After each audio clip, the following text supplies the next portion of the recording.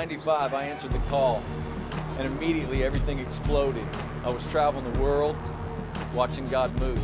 It was the most exciting thing I've ever been involved with, and it's what I believe I was created for. But after 13 years and a hectic pace, the death of my mom, a loss of loyalty and focus, it all came crashing down around me. Brokenness, pain, and a lack of vision. But out of it, God brought redemption and beauty. So over the past few months, I've been wondering if I ever really knew what the call of God was, and what answering it will cost me.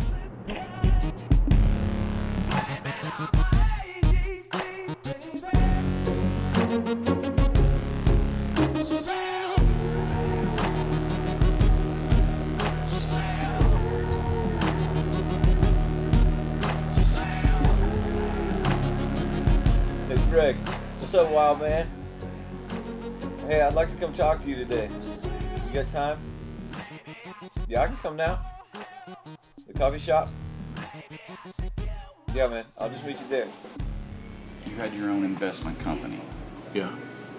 And then you went full-time into this family vision ministry. Right. What made you do that? What led you to make that decision?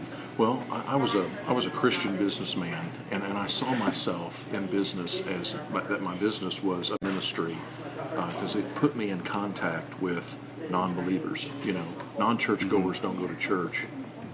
Would you agree with that? Right, yeah. Yeah, they go to work.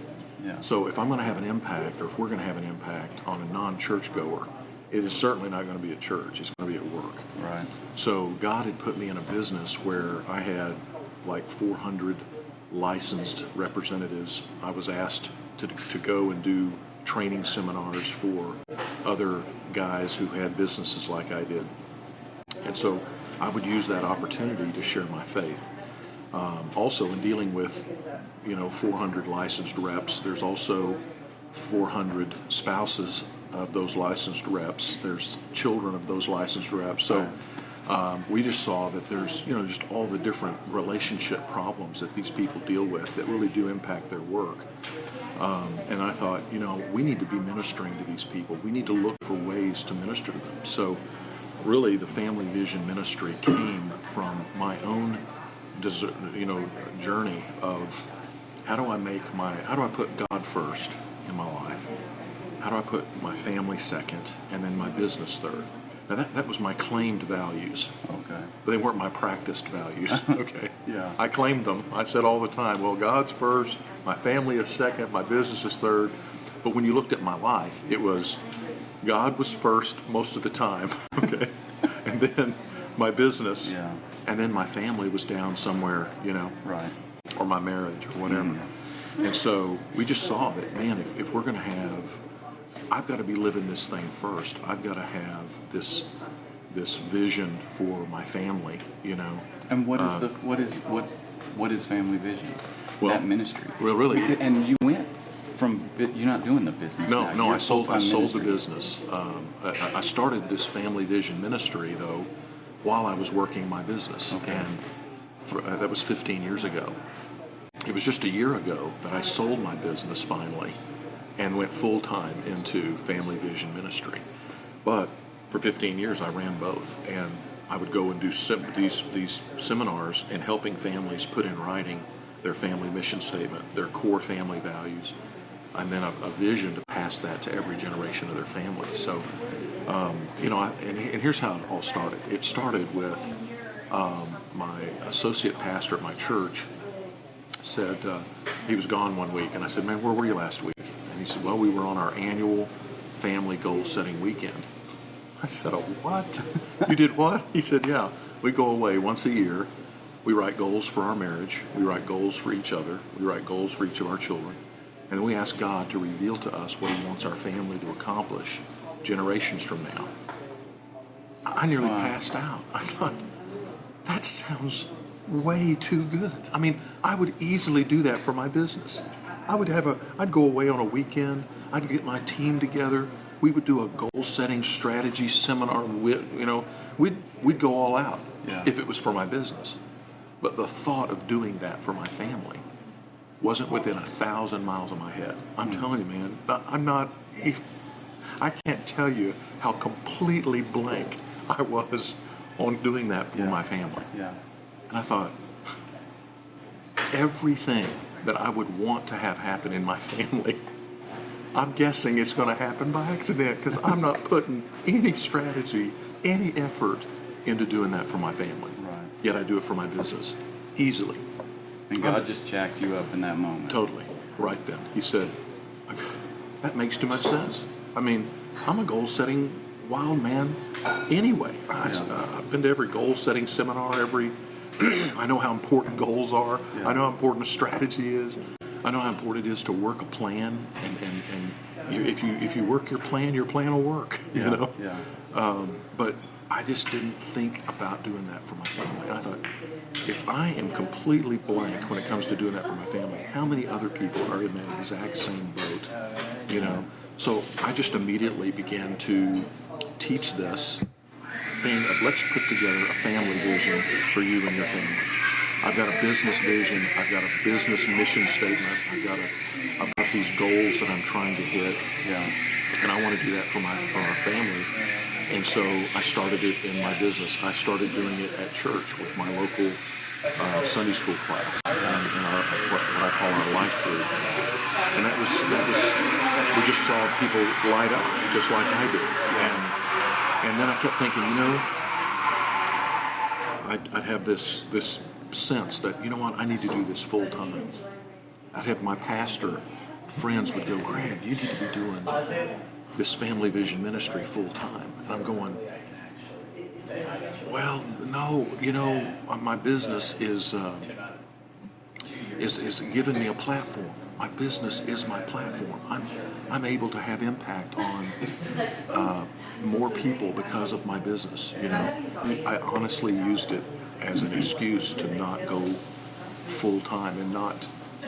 And now I look back and I think that's what I should have done. I should have gone full time when God first, burdened me with that, and then He would confirm it. I'm telling you, dude, He confirmed it. But then I would get scared. Monday would roll around. Monday would roll around. The ether would wear off, and I'd go, well, I'm back in the office now. And what God showed me there was that I had secretly a love of money, and I had a secret. It became an idol to me. My business had become an idol to me, and I didn't know it. It wasn't a conscious idol. It wasn't, Right. It wasn't a graven image, but it was now that I look back and I can see, that's what kept me from making the decision to step into that calling by faith. I just know what it's like for someone who feels like, man, I have failed so bad, I'm disqualified from ministry. Then the Lord showed me Psalm chapter 23.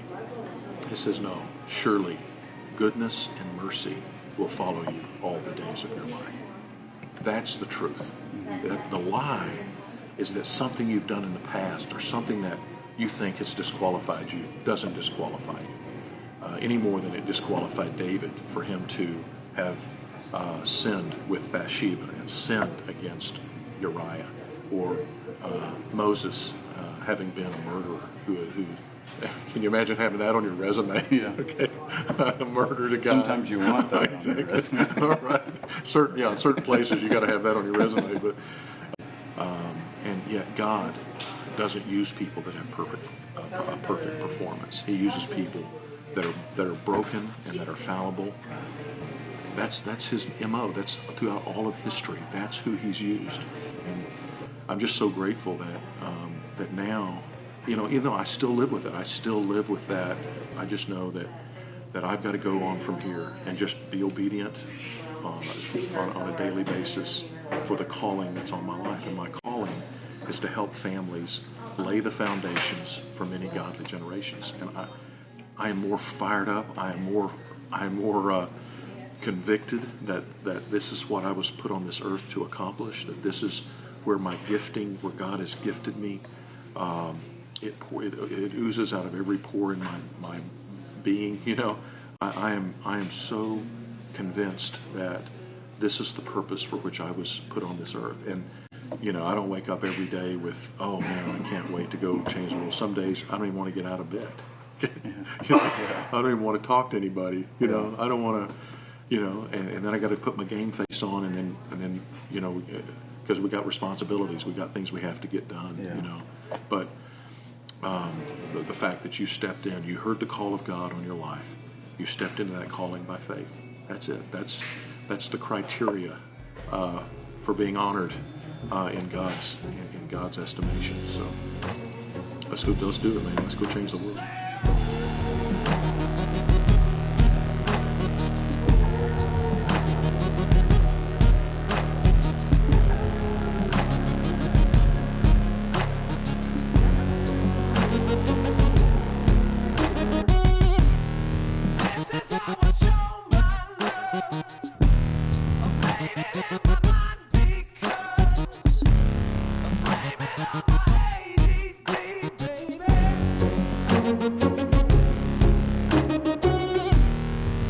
This is how